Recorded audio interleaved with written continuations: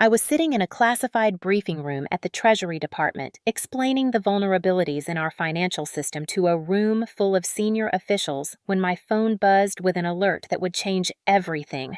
Security breach, front door unlocked.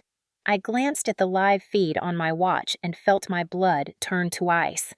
There she was, my sister Vanessa, standing in my living room with that infuriatingly smug smile plastered across her face, holding what she thought were worthless old papers, but were actually $500,000 in government bonds. If you want to hear how a family's golden child ended up in federal prison, and how I went from being the overlooked daughter to taking down an international crime syndicate, make sure to like this video, subscribe to the channel, and drop a comment below, telling me what you would have done in my situation. Now let me take you back to where this all started. Growing up as Sarah Chin in Philadelphia, I was always the invisible daughter. While my younger sister Vanessa got praised for her beauty and charm, I was the boring one with my nose stuck in finance textbooks. My parents never understood why I chose to study economics and criminal justice instead of something more glamorous. When I told them I got a job at the Treasury Department, my mother actually sighed and said she hoped I would at least meet a nice lawyer there. What they didn't know, what nobody in my family knew, was that I wasn't just some low-level bureaucrat pushing papers in a cubicle. I was a senior special agent with the Treasury's Office of Inspector General specializing in international securities fraud. My job was to track down criminals who manipulated markets, laundered money through complex financial instruments, and threatened our national security. I had a top-secret clearance, had taken down 3 major fraud rings in my first 5 years, and was being considered for promotion to lead the entire securities fraud division. But to my family, I was just Sarah the quiet one who probably made $40,000 a year and lived in a modest apartment. Vanessa, on the other hand, was the star. She married Derek Morrison, a successful dentist, had a beautiful house in the suburbs, drove a Mercedes, and wore designer clothes to every family gathering. She never worked a day in her life, but somehow always had money for expensive vacations and luxury handbags. Our parents doted on her, excused her every flaw, and constantly asked me why I couldn't be more like her. Find a nice man, settle down, stop working so hard. Their words echoed in my head during every holiday dinner, every phone call, every awkward family reunion. The truth was, I made over $200,000 a year, had an investment portfolio worth more than Derek's dental practice, and owned my apartment outright in one of DC's most secure buildings. But I kept all of this hidden because my work required secrecy. The criminals I tracked were sophisticated, dangerous, and well-connected. The less people knew about my real job, the safer I was. So I let my family think I was the boring government employee while I hunted down some of the most dangerous financial criminals in the world. 3 months before everything exploded, I was assigned to a particularly sensitive case. The Treasury had been tracking a mysterious figure known only as the Phantom, an international crime boss who specialized in securities fraud and money laundering. He was brilliant, ruthless, and had evaded capture for over a decade. My team had finally gotten a break in the case, and I was personally entrusted with safeguarding 3 sets of bearer bonds, genuine government securities, worth $500,000 that we believed the Phantom was trying to acquire and duplicate. These bonds were kept in a military grade, safe in my home office under 24-hour surveillance, and their serial numbers were registered in federal databases. Losing them would be catastrophic not just for my career, but for national security. I should have known something was wrong when Vanessa started calling me more frequently. She had never been particularly interested in my life before, but suddenly she wanted to know all about my apartment, my security system where I kept important documents. She claimed she was worried about me living alone and wanted to make sure I was safe. Like a fool, I was touched by her sudden concern. I even gave her a spare key, telling her it was for emergencies only. She hugged me and said she was glad we were becoming closer as sisters. I actually believed her. The day of the briefing, I had presented my latest findings on the Phantom's network to the Deputy Secretary of the Treasury and several other senior officials. We were close, so close to finally catching him, and I was explaining how we could use the bonds as bait when my watch vibrated. I glanced down and saw the alert. My heart stopped. Front door opened using secondary key. I pulled up the camera feed on my phone under the table and watched in real time as Vanessa walked through my apartment like she owned it. She wasn't alone. There was a young guy with her maybe mid-20s carrying what looked like electronic equipment. I watched as she pointed to my office door, and he got to work on the lock with professional tools. It took him less than 3 minutes to bypass my deadbolt. Then they both entered my office, and I watched Vanessa walk straight to the safe like she knew exactly where it was. The young man pulled out his phone, ran some kind of app, and within minutes my military-grade safe was open. I wanted to scream. I wanted to throw my phone across the room. Instead, I sat there watching my sister commit federal crimes on camera while she pulled out the 3 sets of bonds and actually laughed. She held them up to the camera, not knowing I was watching in real time, and said something to her accomplice. He looked nervous, kept glancing at the door, but Vanessa just stuffed the bonds into her designer handbag like they were grocery coupons and walked out. I excused myself from the meeting, my voice somehow steady despite the rage burning in my chest. My supervisor, Special Agent Martinez, gave me a concerned look, but I just told him I had a family emergency and would brief him shortly. In the hallway, I made 3 calls. First, to my direct supervisor at the Office of Inspector General. Second, to the Treasury's Security Division. Third, to the Secret Service Financial Crimes Task Force. Each conversation was identical, professional, and devastating.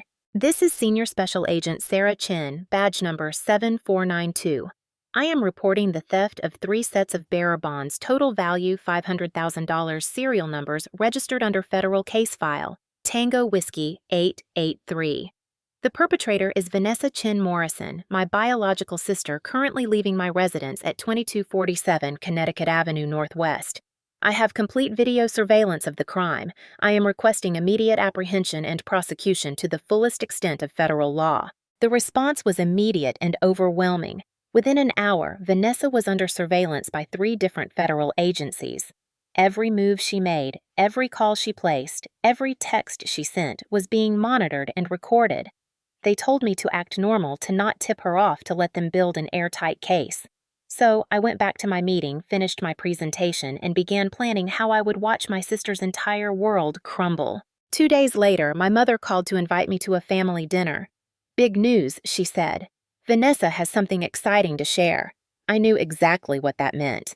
She was going to brag about her new investment opportunity, probably try to sell those bonds to whoever the Phantom had connected her with. I confirmed I would be there, and I notified Agent Martinez. He assigned 4 agents to be on standby nearby. Everything was in place. The dinner was at my parents' house in their comfortable suburban neighborhood, the same house where I had grown up feeling invisible. I arrived exactly on time, carrying a bottle of expensive wine that I knew Vanessa would comment on because she always had something to say about my choices. My father opened the door, gave me a quick hug, and immediately started talking about Vanessa's latest accomplishments. Derek's practice was doing so well. They were thinking about buying a beach house.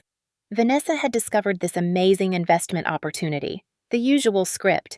Vanessa was already holding court in the dining room when I walked in. She looked radiant in a cream-colored dress that probably cost more than most people's monthly rent. Her highlighted hair perfectly styled, her makeup flawless. She hugged me with what seemed like genuine warmth and whispered that she had something incredible to tell everyone.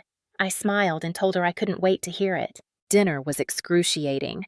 I sat there eating my mother's pot roast while Vanessa dominated the conversation. She talked about a new investment opportunity. Derek had discovered something about government securities that were being offered at a significant discount. She kept glancing at me with this look of superiority, like she knew something I didn't like. She had finally found a way to outshine her boring government employee sister. My Uncle Mike, my father's brother, and probably the only family member who had ever taken my career seriously, asked some probing questions about these securities. Where did they come from? How could Derek verify their authenticity? What made them such a good deal? Vanessa waved off his concerns with a laugh, saying that Derek had consulted with financial experts, and everything was completely legitimate. She even had the certificates to prove it. That's when she made her fatal mistake. She reached into her designer handbag, the same one I had watched her stuff the bonds into 2 days earlier, and pulled out all 3 sets. She spread them out on the dining room table like trophies right there between the mashed potatoes and the green beans, and smiled at me with pure malicious glee. "Look at these, Sarah," she said, her voice dripping with condescension. "These are what real financial opportunities look like. not whatever boring paperwork you push around at your government job. These are bearer bonds worth $500,000. Derek and I are going to use them to invest in some amazing real estate opportunities. Maybe if you had been smarter with your career choices, you could have opportunities like this too." The table went silent. Everyone was staring at the bonds, then at Vanessa, then at me. My mother actually looked proud, like Vanessa had just announced she won the lottery. My father was nodding approvingly. Derek looked uncomfortable but stayed quiet. Uncle Mike was frowning, studying the bonds closely. And I just sat there, my hands folded calmly in my lap, letting the moment stretch out. Then I took out my phone. I pulled up the official Treasury Department database, entered the serial numbers visible on the bonds, and turned the screen so everyone could see. I watched their faces change as they read the information displayed there. "Those aren't Derek's investment opportunity," I said, my voice calm and cold. "Those are United States Treasury bearer bonds, serial numbers TB-987654321-3, registered under federal case file. Tango Whiskey 883, currently under my protective custody as evidence in an ongoing investigation into international securities fraud. Their total value is $500,000, and they are the property of the United States government." Vanessa's smile vanished. Derek's face went white. My parents looked confused, still not understanding. But Uncle Mike understood immediately. His eyes went wide, and he slowly pushed his chair back from the table. I continued, my voice never wavering. 2 days ago, at approximately 2:30 p.m., Vanessa entered my apartment using a spare key I had given her for emergencies. She was accompanied by an unidentified male who used electronic devices to bypass my office lock and my safe. The entire incident was recorded on my security system, which is maintained to military specifications as required by my position. She removed these 3 sets of bonds, not knowing what they were or the severity of what she had just done. I reported the theft immediately to the Treasury's Office of Inspector General, the Security Division, and the Secret Service Financial Crimes Task Force. Federal warrants for her arrest were issued within 4 hours. Vanessa was on her feet now, backing away from the table. "That's insane," she shouted. "You're lying. These are Derek's. You're just jealous because I actually have money and success and you're just some low-level bureaucrat." I stood up slowly, maintaining eye contact with her. "I'm not a low-level bureaucrat, Vanessa. I'm a senior special agent with the Treasury's Office of Inspector General. I have a top-secret security clearance. My annual salary is $215,000, not including performance bonuses. I own my apartment outright. It's worth $1.2 million. I have taken down 3 major international fraud rings and am currently leading the investigation into one of the most wanted financial criminals in the world. And you just committed multiple federal felonies, all of which were recorded in high-definition video, and you did it because you thought I was someone you could steal from without consequences." My mother started crying. My father was standing now, trying to understand what was happening. Derek looked like he might faint, but Vanessa, beautiful, pampered, entitled Vanessa, she just laughed, a high, sharp sound that had no humor in it. "You're bluffing," she said. "You wouldn't arrest your own sister. Family means more than some stupid paperwork. Mom and Dad tell her she's being ridiculous." That's when the doorbell rang. Loud official followed by heavy knocking. "Federal agents, we have a warrant for the arrest of Vanessa Chin Morrison. Open the door now." My father moved to answer it, but I held up my hand. I walked to the door myself and opened it. 4 agents in full tactical gear stood there, led by Special Agent Martinez, a stocky man in his 50s with gray hair and the kind of face that had seen everything. He nodded at me professionally. "Agent Chin," he said, his voice carrying into the dining room. "We have a federal warrant for the arrest of Vanessa Chin Morrison on charges of theft of government property, breaking and entering a federal agent's residence, possession of stolen securities, and conspiracy to commit securities fraud. Is the suspect on the premises?" "She's in the dining room," I replied. "The stolen bonds are on the table. I have maintained eyes on them since arrival." The agents moved past me with practiced efficiency. I watched as they entered the dining room, as Vanessa screamed and tried to run to our father, as Derek backed into a corner with his hands up, saying he didn't know anything about this, as my mother collapsed into a chair sobbing. Agent Martinez read Vanessa her rights while another agent carefully collected the bonds, placing them in evidence bags. A third agent took photos of the scene. The fourth agent pulled out handcuffs. Vanessa fought them. She actually tried to fight federal agents, screaming that this was all a misunderstanding, that I was a vindictive bitch who was jealous of her life, that our parents needed to make me stop this insanity. The agents were professional and calm, securing her wrists behind her back despite her struggles. Her perfect hair came loose. Her makeup ran with tears. Her cream-colored dress wrinkled and twisted. She looked nothing like the polished, superior woman who had mocked me 30 minutes earlier. "Sarah, please," my mother begged, reaching for my arm. "She's your sister. She made a mistake. Don't do this to her. Don't destroy our family." I looked at my mother. This woman who had spent my entire life making me feel small and inadequate while praising Vanessa's every breath and felt absolutely nothing. "She didn't make a mistake, Mom. She committed multiple federal felonies. She broke into a federal agent's home. She stole government property. She conspired to sell securities that are being used in an investigation into international crime. This isn't about family. This is about national security.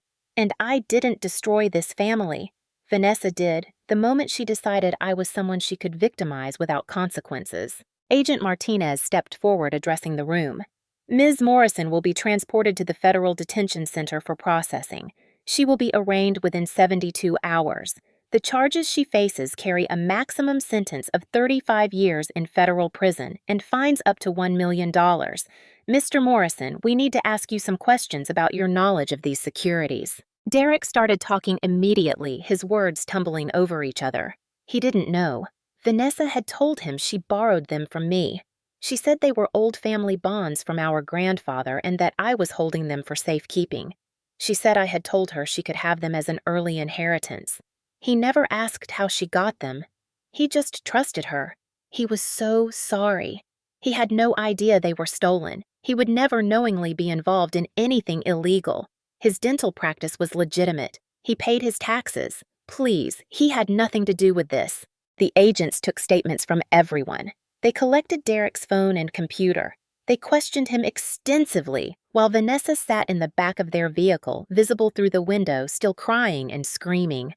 My parents sat in stunned silence.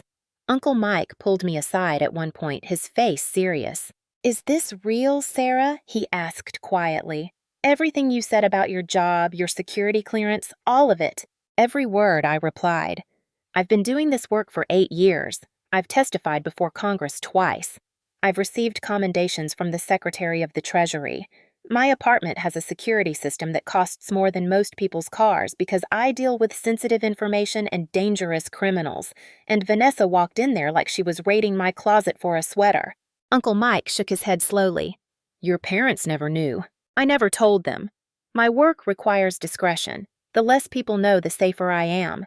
But I hoped that maybe my own family, my own sister, would respect me enough not to rob me.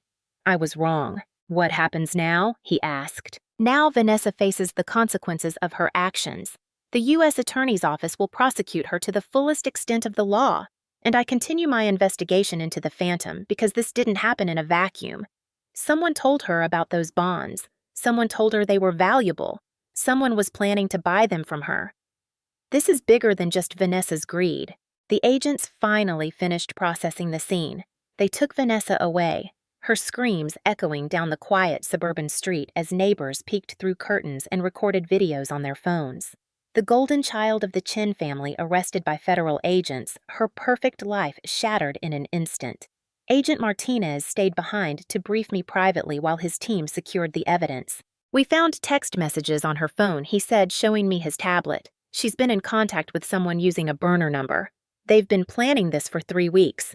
Whoever it is, they told her exactly where to find the bonds, what they looked like, and promised her $200,000 for them. They also connected her with the hacker who helped break into your safe. His name is Jack Reeves, 24 years old, computer science dropout with prior arrests for hacking. We picked him up an hour ago. He's cooperating fully." "Does he know who hired him?" I asked. "Vanessa did, but she got his name from the burner number contact. We're tracing it now, but I think you know where this leads." "The Phantom," I said quietly. "He knew I had the bonds. He knew where I lived. He used my own sister to get to them. It looks that way, which means he's watching you, Agent Chin. You need to be careful. We're assigning protective surveillance for the next few weeks while we investigate further. I don't need protection. I need to catch him. And now we have a direct link through Vanessa. This is exactly the break we needed. Martinez studied me carefully. You know this is going to get ugly. The media will be all over this. Federal agent arrests own sister. Your family will be under scrutiny. Vanessa will probably try to use your relationship as a defense claim you entrapped her or set her up. Are you prepared for that? I've been preparing for this my entire career. Every case I work involves someone's family member, someone's friend, someone's business partner. The law doesn't care about personal relationships, neither do I. Vanessa made her choice. Now she lives with it. Over the following weeks, the story exploded across the news. Federal agent sister arrested in bond theft. Family drama turns federal case. Treasury agent prosecutes own sister. The media loved it. My face was plastered everywhere alongside photos of Vanessa being led away in handcuffs. Reporters camped outside my parents' house, outside Derek's dental practice, outside the federal courthouse. My private life was suddenly very public. My parents tried calling me hundreds of times. I didn't answer. They showed up at my building, but security turned them away. They sent letters begging me to drop the charges to show mercy, to remember that Vanessa was family. I sent the letters back unopened. Uncle Mike was the only one I spoke to, and only because he wasn't asking me to compromise my integrity. The arraignment was a media circus. Vanessa showed up in a simple dress, her hair pulled back, no makeup, clearly trying to look sympathetic. Her lawyer argued for bail, claiming she was a pillar of the community with no criminal record and strong family ties. The prosecution, led by Assistant U.S. Attorney Jennifer Walsh, presented the video evidence of the break and the theft, and most damaging, the text messages showing premeditation and conspiracy. The judge denied bail. Vanessa was remanded to federal custody pending trial. She screamed as they led her away, crying that I had ruined her life, that I was supposed to be her sister. But the investigation was just beginning. Agent Martinez and I dove deep into Vanessa's communications, tracking the burner number through a maze of digital breadcrumbs. It led us to a series of offshore accounts, shell companies, and encrypted servers. The Phantom was careful but not perfect. We found patterns, connections, transactions that didn't quite add up. We discovered that he had been watching me for months, learning my routines, identifying my vulnerabilities. And when he realized I had been assigned to safeguard the bonds, he had seen an opportunity. He knew about my family dynamics, knew that Vanessa was the spoiled, entitled sister who resented me. He had used that information like a weapon. 3 weeks after Vanessa's arrest, we got the break we needed. Jack Reeves, the hacker who had helped her, provided information about a meeting location where he was supposed to deliver additional technical support. It was a warehouse in Baltimore, registered to a shell company that traced back to one of the Phantom's known operations. We planned a raid for 2 days later, assembling a joint task force of Treasury agents, Secret Service, and FBI. This was our chance to finally catch the man who had evaded justice for over a decade. The raid itself was textbook perfect. We hit the warehouse at dawn with overwhelming force, catching 7 people inside, including several known associates of the Phantom's network. We seized computers, financial records, counterfeit securities, and equipment for producing fake bonds. It was a massive operation worth millions of dollars, and we had disrupted it completely, but the Phantom himself wasn't there. He had somehow known we were coming and disappeared hours before the raid. We found a note addressed to me personally left on one of the computers. Well played, Agent Chen. But this game is far from over. Your sister was just a pawn. So are you. The house always wins. I stood there in that warehouse reading his mocking words and felt a cold fury settle over me. He thought he was untouchable. He thought he could threaten me, manipulate my family, and walk away clean. He was wrong. I spent the next 6 months hunting him with single-minded determination. Every lead, every tip, every transaction got my full attention. The case consumed me, became my obsession. Agent Martinez worried I was pushing too hard, getting too personally invested, but I couldn't stop. This wasn't just about justice anymore. It was personal. The break finally came from an unexpected source. One of the associates we had arrested in the warehouse raid, a man named Victor Chin, no relation, decided to cooperate in exchange for a reduced sentence. He provided details about the Phantom's operation, his methods, and most importantly, his pattern of movement. The Phantom operated internationally, moving between countries that had limited extradition agreements with the United States. But he had a weakness. He couldn't resist high-stakes gambling, particularly poker. And there was an exclusive, illegal underground casino in Singapore, where he was known to play several times a year. Working with international law enforcement, we set up surveillance at the casino. It took 3 months, but finally, he showed up. The Phantom real name, Marcus Volkov, a former Wall Street trader who had faked his own death 15 years earlier and rebuilt himself as an international crime boss. He walked into that casino thinking he was untouchable, protected by corrupt officials and layers of legal complexity.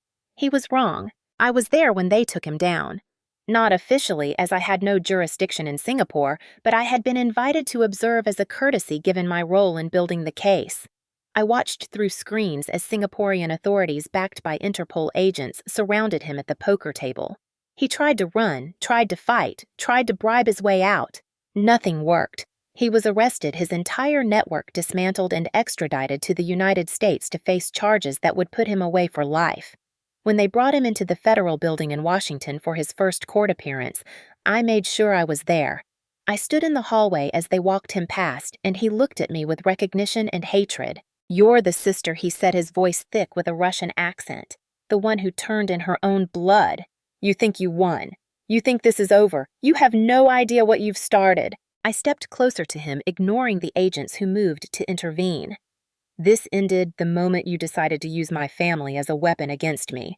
You thought Vanessa was an easy target, that I would be too weak or too sentimental to prosecute my own sister. You were wrong, and now you get to spend the rest of your life in a federal prison thinking about that mistake." They led him away, and I felt a satisfaction deeper than anything I had experienced in my career. This was justice, pure and complete. Not just for the theft, but for everyone who had ever underestimated me, dismissed me, thought I was someone who could be used and discarded without consequence. Vanessa's trial came 4 months later. The evidence against her was overwhelming. Video surveillance, text messages, witness testimony from Jack Reeves, and her own statements to police. Her lawyer tried to argue that she had been manipulated by the Phantom, that she was a victim herself, that she didn't understand the severity of what she was doing. The jury didn't buy it. They found her guilty on all counts after only 3 hours of deliberation. The judge sentenced her to 12 years in federal prison, 3 years of supervised release, and ordered her to pay restitution of $500,000 plus additional fines and penalties. I sat in the courtroom and watched as they led my sister away. She looked at me one last time, her face a mask of hatred and despair, and mouthed the words, "I hate you." I felt nothing. No satisfaction, no regret, no sadness. Just a calm certainty that I had done exactly what needed to be done. Derek divorced her within 6 months, remarried within a year, and moved to another state. He never contacted me again. I didn't blame him. His entire life had been destroyed by his association with Vanessa, his practice damaged by the scandal, his reputation in tatters. He was just another casualty of her selfishness. My parents eventually stopped trying to contact me directly, but I heard through Uncle Mike that they had finally begun to understand what I actually did for a living. They watched the news coverage of the Phantom's arrest, saw me being interviewed as the lead investigator, learned about the commendations I received from the Secretary of the Treasury, and even a personal letter from the President thanking me for my service to the country. Uncle Mike said my mother cried for days, finally understanding how much she had failed to see, how much she had diminished and overlooked. My father apparently became obsessed with reading everything he could about financial crimes and the Treasury's investigative division, trying to understand the daughter he had never bothered to know. They sent a letter through Uncle Mike, not asking for forgiveness or reconciliation, just expressing their regret and pride. They said they understood if I never wanted to see them again, but they wanted me to know that they finally saw me, really saw me, and they were sorry it took something so devastating to open their eyes. I kept the letter. I didn't respond to it, but I kept it. Maybe someday I would be ready to have that conversation, but not yet. The wounds were too fresh, the betrayal too deep. 2 years after Vanessa's conviction, I received a letter from her. It arrived through official prison channels, typed on the prison typewriter, her handwriting barely recognizable from the careful, controlled woman she used to be. I almost threw it away without reading it, but something made me open it. "Sarah," it began, "I don't expect you to forgive me. I don't expect you to read this or care what I have to say, but I need to write it anyway, if only for myself. I've had 2 years to think about what I did, who I was, and why I thought it was acceptable to treat you the way I did my entire life. The truth is, I was jealous. I was always jealous. You were smarter than me, more driven, more capable. But I was prettier, more charming, and I learned early that I could use that to get what I wanted. Mom and Dad made it easy.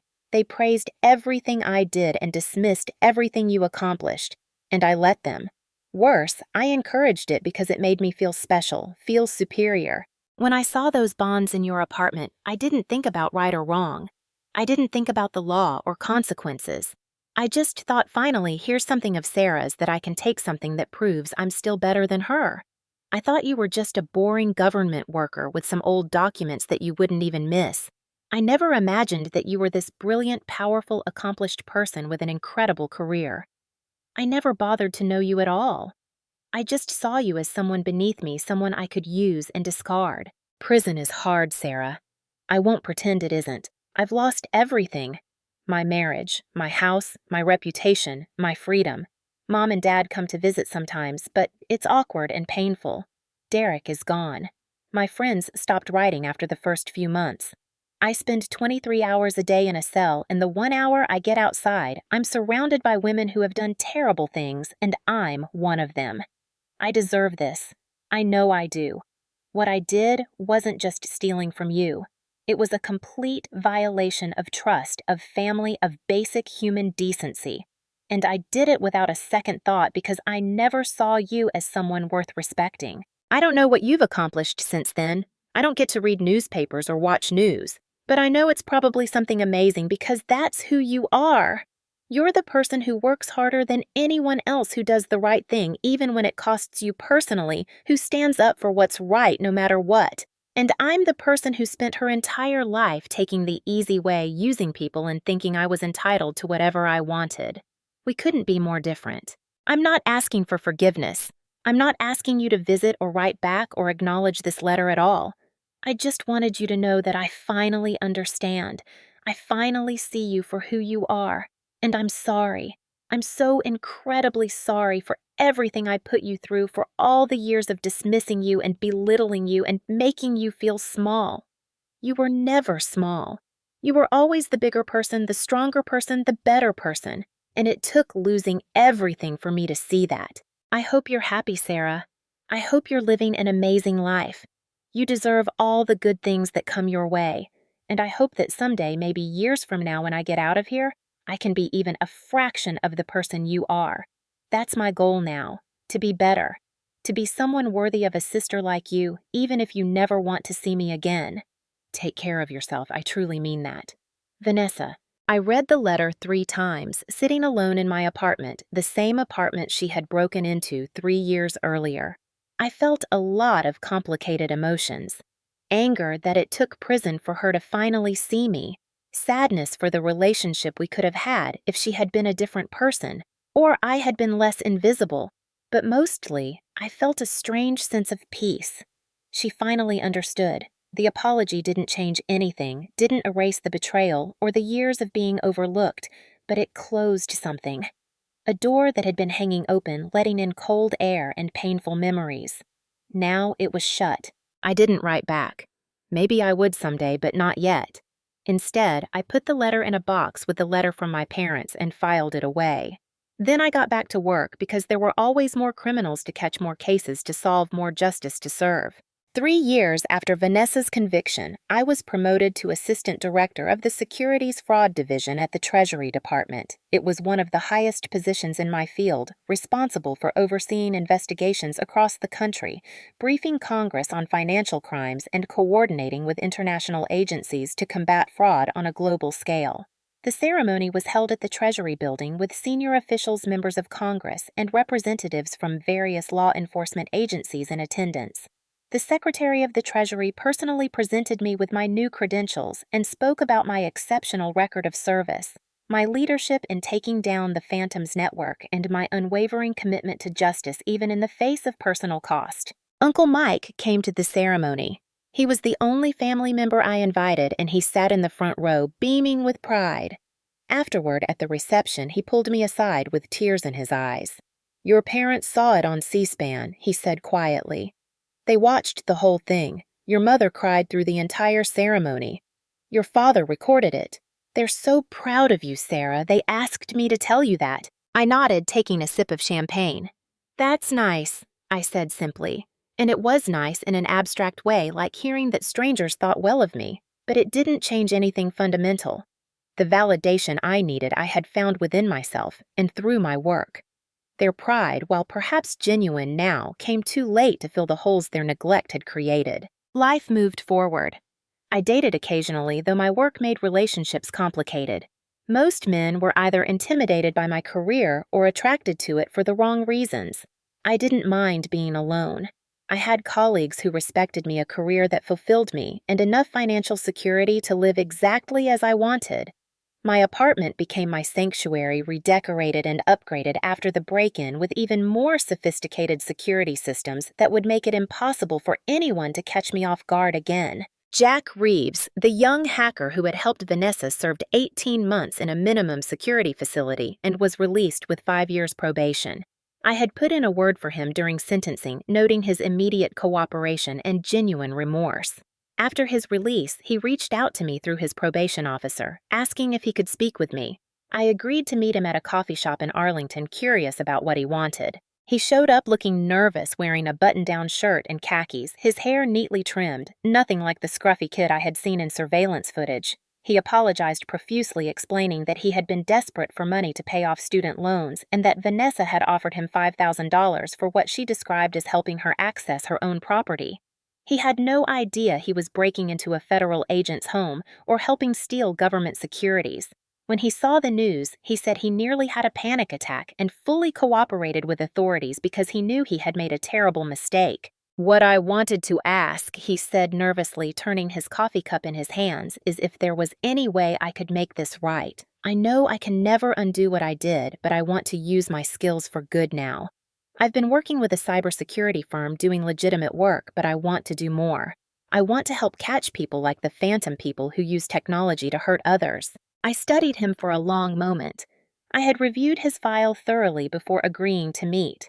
His cooperation had been genuine and complete. His background check showed no other criminal activity. And frankly, the Treasury could always use talented hackers who understood the criminal mindset because they had been there themselves. I made a call. 3 months later, Jack was hired as a contractor for the Treasury's cybercrime division, working under strict supervision to help track digital financial crimes. He turned out to be exceptionally talented and proved himself reliable. Within 2 years, he was brought on as a full employee. It was a redemption story, proof that people could change if they truly wanted to. Unlike Vanessa, who had been given every advantage and squandered it, Jack had made one mistake born of desperation and chose to spend the rest of his life making up for it. 4 years into Vanessa's sentence, my parents finally asked Uncle Mike if they could see me. Not at their house, not at my apartment, but somewhere neutral. I agreed to meet them at a restaurant in Baltimore, halfway between their home and mine. I chose a weekday afternoon, a time when the restaurant would be quiet, and arrived exactly on time. They looked older. My mother's hair had gone completely gray, and she had stopped dyeing it. My father had lost weight, his face lined with worry and regret. They stood when I entered, uncertain whether to hug me or shake my hand. I made the decision for them, gesturing to the table and taking my seat. We ordered coffee and sat in awkward silence for a moment before my mother spoke. "Thank you for coming," she said, her voice trembling slightly. "We know we don't deserve your time or your consideration.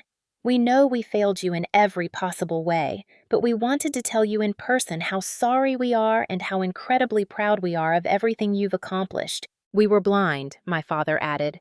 "Willfully blind. We saw what we wanted to see with Vanessa because it was easy and pleasant. We ignored who you were becoming because your path was harder to understand, harder to brag about to our friends.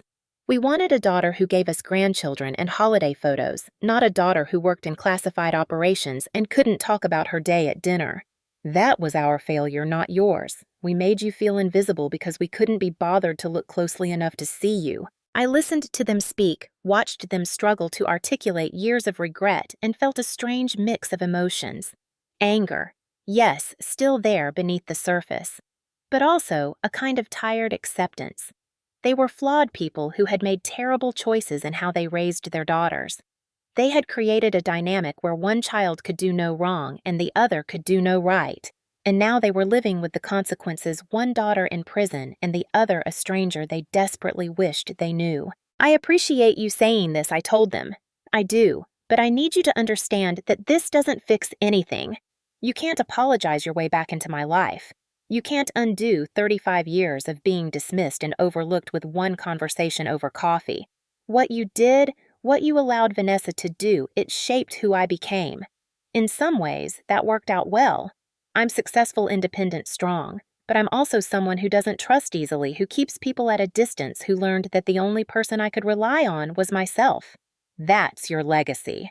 My mother started crying quietly. My father reached across the table, his hand trembling, but stopped before touching mine. I know, he said. We know. We're not asking for forgiveness or for you to pretend we were good parents. We're just asking if maybe someday we could start over. Not as the parents who failed you, but as people who want to know the remarkable woman you've become.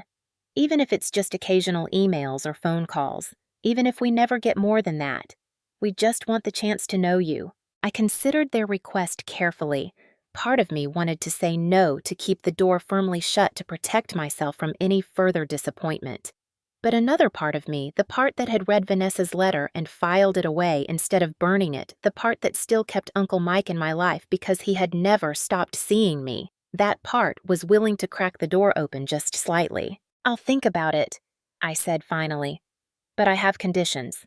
First, we talk about my life, my work, my choices without judgment or comparison to what you wished I had done. Second, we never discuss Vanessa unless I bring her up first. Her choices are not my responsibility, and I won't be guilted into advocating for her or visiting her. Third, this happens on my timeline. If I need space, you give it to me without complaint. And fourth, you need to understand that this may never become the relationship you want. I may never fully trust you again. I may never come to holidays or family gatherings. You hurt me too deeply for too long. But I'm willing to try some kind of connection if you can accept these terms. They agreed immediately, both of them nodding with desperate gratitude. We spent another hour talking carefully and tentatively about safe topics. My recent cases that I could discuss their retirement plans, Uncle Mike's grandchildren. It wasn't warm or comfortable, but it was a start. When we parted, my mother hugged me briefly, and I let her, though I didn't return the embrace with any real feeling. Over the next 2 years, we built something. Not a traditional parent-child relationship, but a distant, careful connection. We emailed occasionally. I took one phone call a month. Once I met them for dinner again, this time with Uncle Mike as a buffer. They learned to ask about my work without trying to diminish it or change the subject. They learned to listen when I talked about cases I was proud of, awards I had received, challenges I was facing. Slowly, painfully, they began to know me as a person rather than as the disappointing daughter who didn't fit their expectations. 6 years into Vanessa's sentence, she became eligible for a reduced sentence hearing based on good behavior. The prosecution notified me as a courtesy, asking if I wanted to provide a statement. I declined. This wasn't about revenge anymore. It was about justice, and justice had been served. What happened to Vanessa now was between her and the parole board. I didn't need to be part of it. She was ultimately granted a reduction, her sentence shortened to 10 years, with the time she had already served counting toward that total. I received another letter from her when the decision came through. This one was shorter, simpler. "Thank you for not opposing my hearing," it said. "I know you could have. I know you had every right to. The fact that you didn't, that you let the system work without interference, means more to me than you know. I'm getting out in 4 years. I don't know what I'll do or where I'll go. I don't expect to see you or be part of your life. But I want you to know that I'm different now. Prison changes you, makes you see clearly what matters and what doesn't. When I get out, I'm going to spend the rest of my life trying to be someone you might not hate. Not for you, but for me. Because I finally understand that the person I was, that person doesn't deserve to exist anymore. Take care, Sarah. I mean that more than I've ever meant anything. I put that letter in the box with the others and went back to my life. My career continued to flourish. I traveled internationally for cases, spoke at conferences, mentored young agents who reminded me of myself, hungry and driven and determined to make a difference. I bought a weekend house in the Blue Ridge Mountains, a place where I could escape the intensity of Washington and just breathe. I learned to paint badly but enjoyably. I adopted a dog, a German Shepherd named Justice, who became my constant companion. 8 years after that dinner where everything exploded, I was invited to speak at a Treasury Department event honoring women in federal law enforcement. It was a large event held at a hotel in Washington with hundreds of attendees, including senior officials, members of Congress, and representatives from every major law enforcement agency in the country. I gave a speech about my career, the importance of integrity, and the necessity of putting justice above personal comfort. I talked about difficult cases and harder choices. I didn't mention Vanessa by name, but everyone in that room knew the story. It had become somewhat legendary in law enforcement circles, the agent who arrested her own sister to protect national security. After the speech during the reception, a young woman approached me. She was probably in her mid-20s, wearing a conservative suit, her dark hair pulled back in a neat bun. She introduced herself as a newly hired analyst with the Securities Fraud Division assigned to my department. She thanked me for my speech and then said something that stopped me cold. "I need you to know," she said quietly, "that your story is the reason I applied for this job. I come from a family that doesn't understand ambition in women. They wanted me to get married, have children, be satisfied with a simple life. When I told them I wanted to work in federal law enforcement, they acted like I was throwing my life away.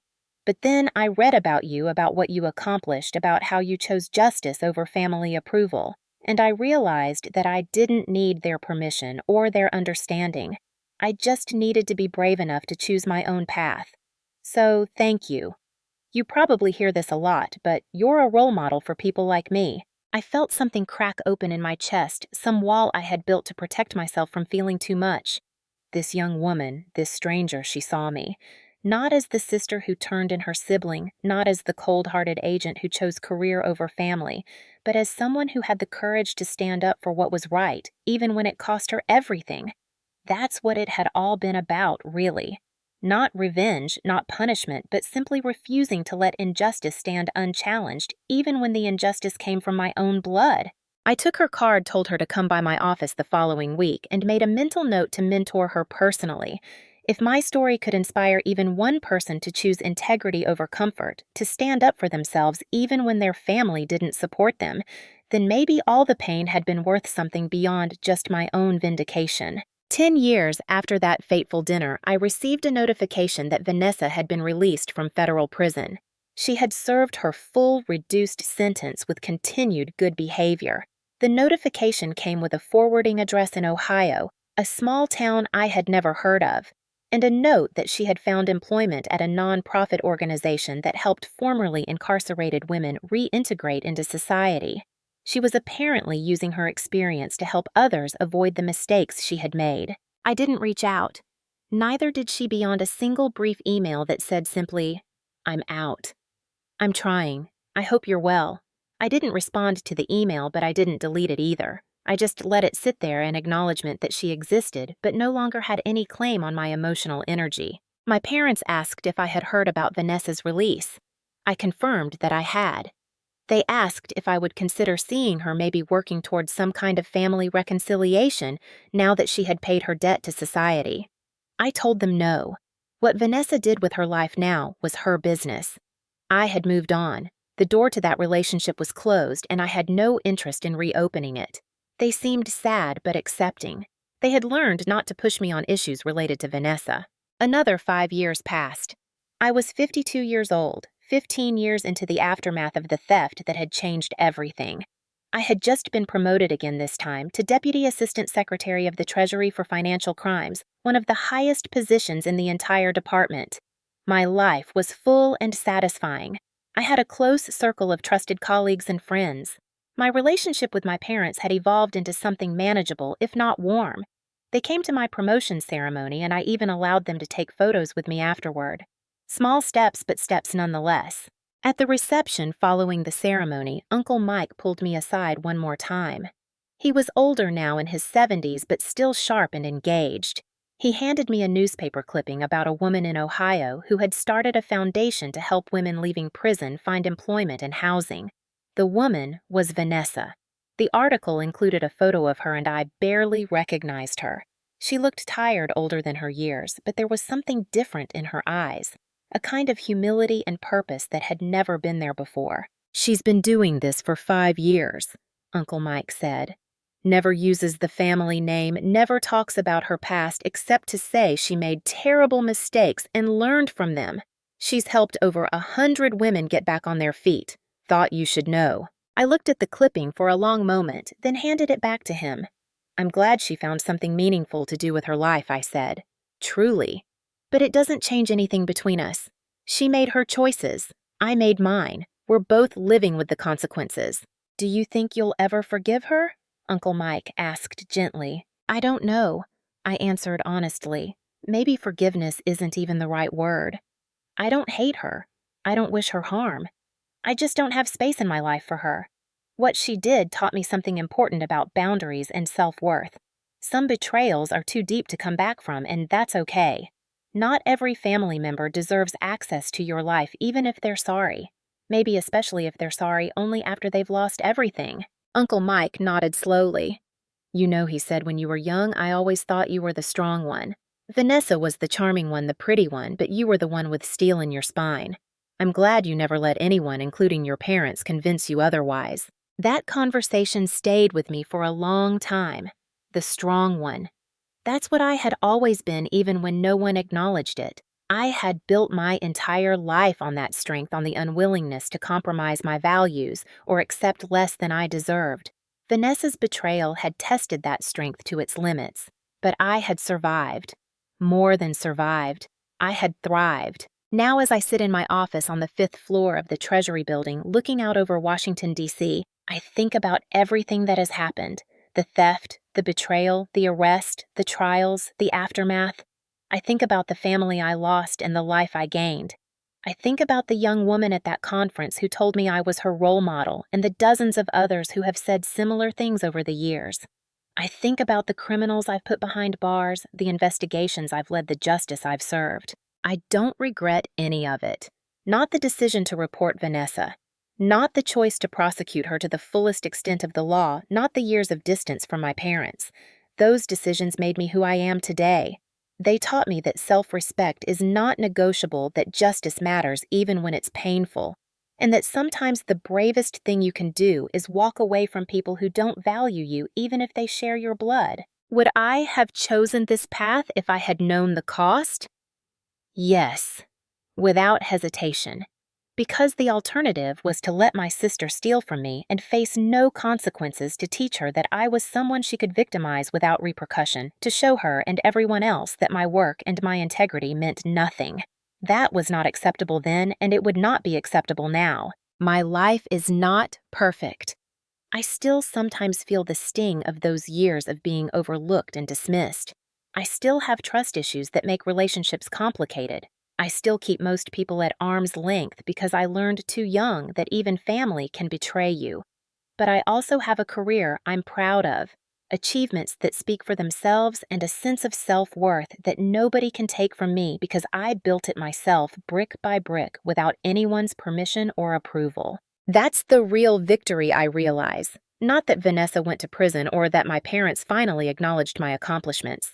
The real victory is that I proved to myself that I was worth fighting for, worth standing up for, worth protecting. I learned that I didn't need anyone else's validation to know my own value, and that lesson, as painful as it was to learn, has served me better than any family approval ever could have.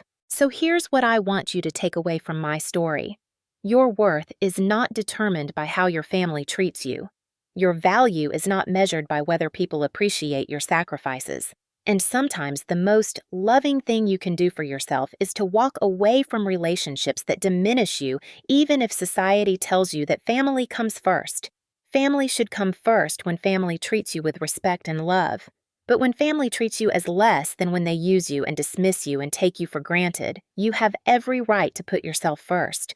Don't let anyone make you feel guilty for protecting yourself. Don't let anyone convince you that you owe loyalty to people who have shown you none. And don't ever, ever compromise your integrity or your self-respect for the sake of keeping the peace. Peace bought at the price of your dignity is no peace at all. I chose justice over family comfort, and I would make that choice again every single day. Not because I'm cold or heartless, but because I understand that real love and real family should never require you to accept mistreatment or overlook wrongdoing. The people who truly care about you will respect your boundaries, value your worth, and support your decisions even when those decisions are difficult. Now I want to hear from you. Have you ever had to make a difficult choice between family loyalty and your own well-being? Have you ever been underestimated or dismissed by the people who should have supported you most? How did you handle it? What would you do in my situation? Drop your thoughts in the comments below. And if this story resonated with you, if it made you think about your own relationships and boundaries, hit that like button and subscribe to the channel so you don't miss future stories. Your support means everything and helps me continue sharing these important conversations about family justice and self-worth. Thank you for listening.